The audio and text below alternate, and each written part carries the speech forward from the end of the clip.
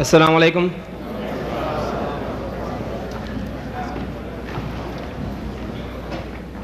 Bismillah ar-Rahman ar-Rahim. In the name of Allah, most gracious, most merciful. My beloved brothers and sisters and friends, Muslims and Christians, we welcome you tonight to this very historic debate entitled Crucifixion, Facts or Fiction.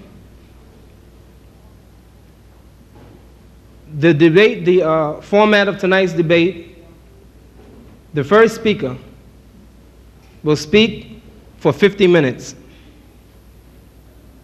The second speaker will speak for 60 minutes. And the first speaker will come again and speak for 10 minutes.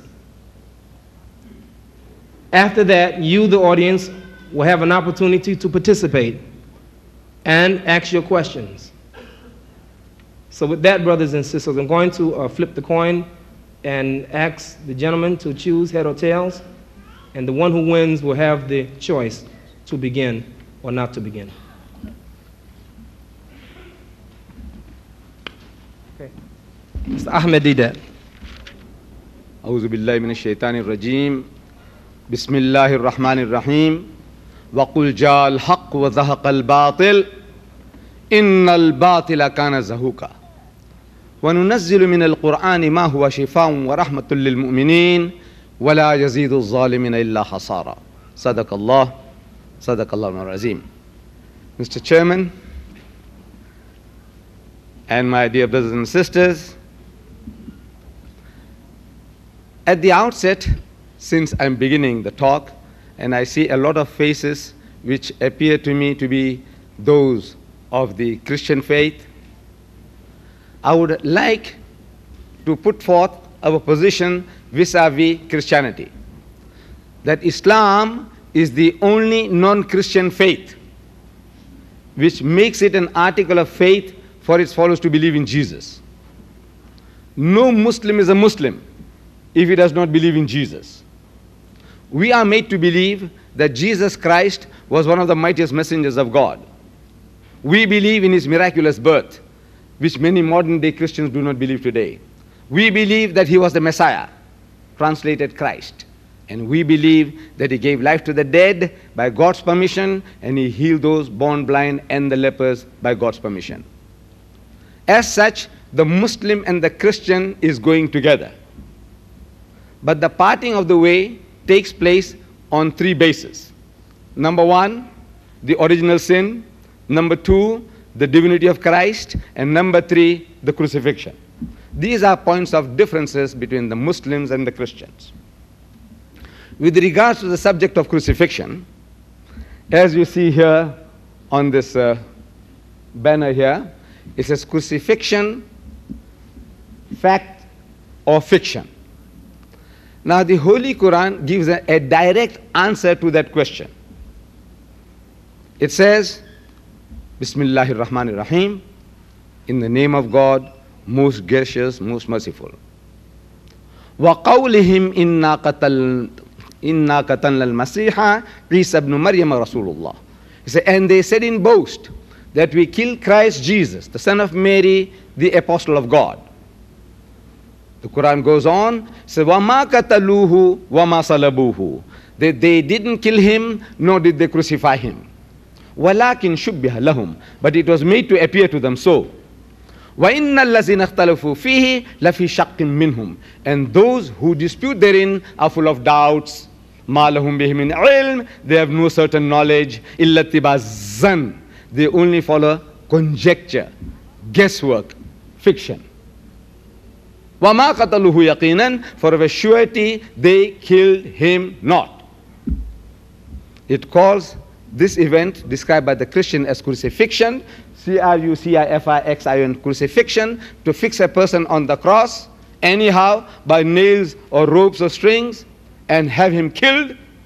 To crucify means to kill by hanging or impaling on the cross, F-I-X-I-O-N, crucifixion. We say it is cruci, F-I-C-T-I-O-N, fiction. It sounds the same, crucifixion or crucifixion. The spelling gives us the difference between the two, that in the Islamic point of view, it is a fiction. Now, when we say that it is a fiction, the Christian brings forth, produces his book of evidence. He says, here, we have a written record by eyewitnesses and ear witnesses to the happenings some 2,000 years ago, that Jesus Christ was hanged and killed on the cross some 2,000 years ago.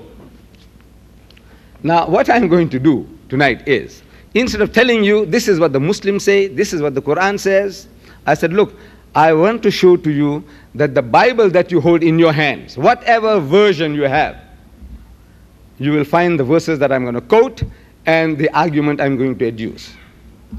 See, Jesus Christ, after his alleged crucifixion, he returns to that upper room where they had the Last Supper. And he walks in and he says, Shalom Aleichem in Hebrew, meaning peace be unto you. When he said peace be unto you, his disciples were terrified. So I'm asking my learned friends, I have been doing this for quite some time, my learned friends of Christianity, why were they terrified? Because when you meet your long-lost master, your uncle, your grandfather, your priest, your guru, the Arab and the Jew will embrace one another, kiss one another in the neck. That's how they meet one another, show their love and compassion for one another. Instead of doing that, the disciples of Jesus were terrified. I want to know why. Why were they terrified? So the Christian tells me, he says, you see in Luke chapter 24, we are told by Luke that they were affrighted because they thought he was a spirit.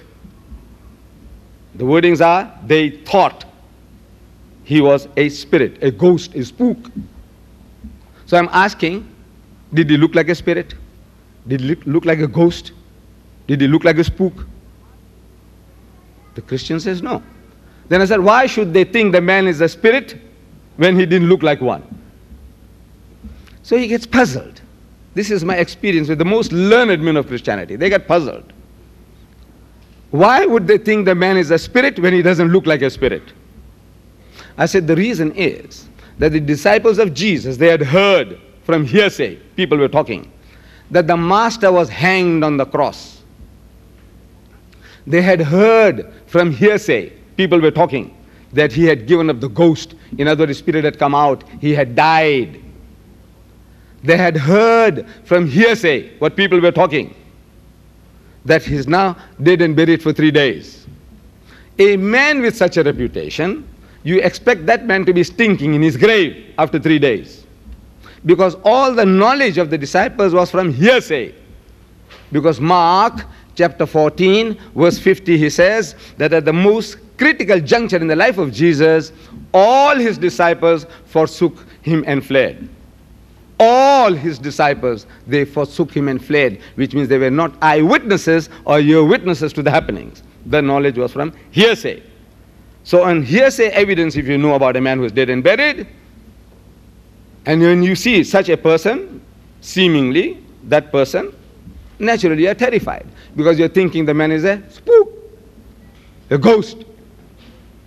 So Jesus Christ, wanting to assure them that is not what they are thinking, he says, and I'm quoting, he says, behold my hands and my feet. Look, have a look at my hands and my feet. That it is I myself